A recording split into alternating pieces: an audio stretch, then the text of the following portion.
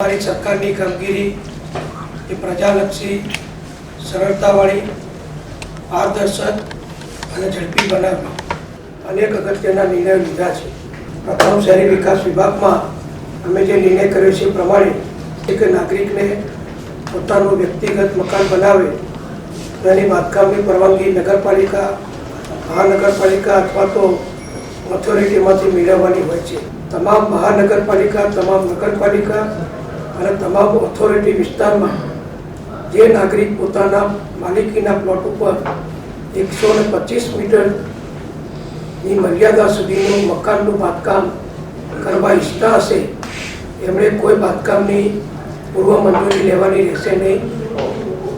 દરેક નાગરિકે પોતાના આર્કિટેક્ટ અથવા તો માન્ય એન્જિનિયર અને માગણીદારની સહી સાથે સંબંધિત સંસ્થાને એક એફિડેવિટ રજૂ કરવાનું રહેશે અને એફિડેવિટમાં જીડીસીઆરના નિયમો પ્રમાણે બાંધકામની જેટલી જગ્યાનો ઉપયોગ, જેટલા ક્ષેત્રફળનું બાંધકામ કરવા માટે ઈચ્છતા હોય એનો પ્લાન આર્કિટેક્ટ અને મકાન બનાવનારની સંયુક્ત સહીથી એફિડેવિટ સાથે આપી દે એટલે તરત જ મકાનનું બાંધકામ શરૂ કરી શકશે.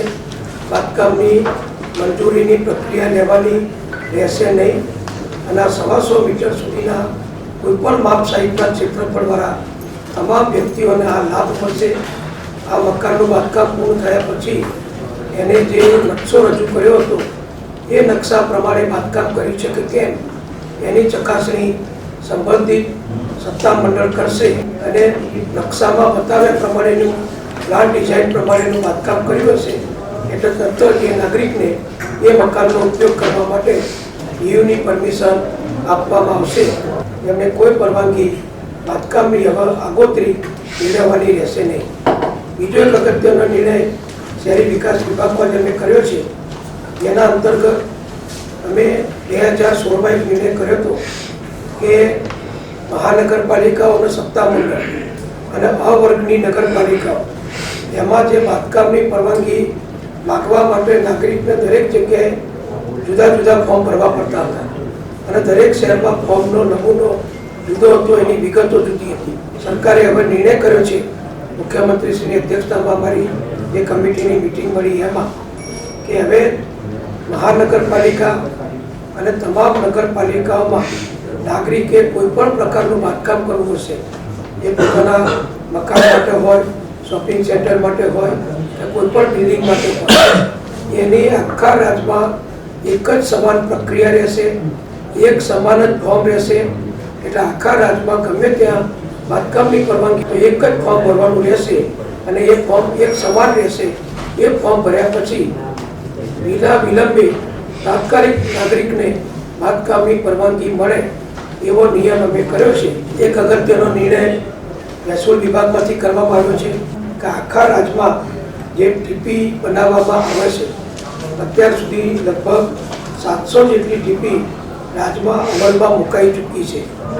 આ ટીપીમાં પણ નાગરિકનો જે પ્લોટ હોય એમાં એને રેસિડેન્ટ પ્લોટ હોય તો રેસિડેન્ટ માટે એને કરાવવું પડતું હતું, કોમર્શિયલ પ્લોટ હોય તો કોમર્શિયલ માટે એની પરવાનગી લેવી પડતી હતી અને પ્રક્રિયા ખૂબ વિલંબમાં લાંબી અને ખૂબ ગૂંચવણભરી હતી. એમાંથી સરળીકરણ કરી અને પ્રથમ તબક્કામાં અમે નિર્ણય કર્યો છે કે જે પણ શહેરમાં જે ટીપી ફાઇનલ થાય એ ટીપીનું આખા ક્ષેત્રફળમાં એક સાથે એને કરવાનો ઓર્ડર કરવા માટે જે ટીપીઓ હશે નગર નિયોજક એમના તરફથી આખી ટીપીમાં જેટલા સર્વે નંબર સમાવિષ્ટ હશે એ બધા સર્વે નંબરનું લિસ્ટ એ ફોર્મમાં એ પ્લોટના ધારક કોણ છે, એ વ્યક્તિનું નામ અને અન્ય ક્ષેત્રફળ વગેરેની માહિતી સાથે એક અરજી કરવામાં આવશે. નગર નિયોજક જ અરજી કરશે, કલેક્ટરને અરજી કરશે અને આ અરજી મળ્યાના તુરત જ કલેક્ટર તરફથી આખી ટીપી એને થયેલી જાહેર કરવામાં આવશે. રહેઠાણ માટે કે કોમર્શિયલ માટે કે ઇન્ડસ્ટ્રીયલ પરવાનગી માટે હવે જુદું અલગથી એને કરાવવાનું રહેશે નહીં.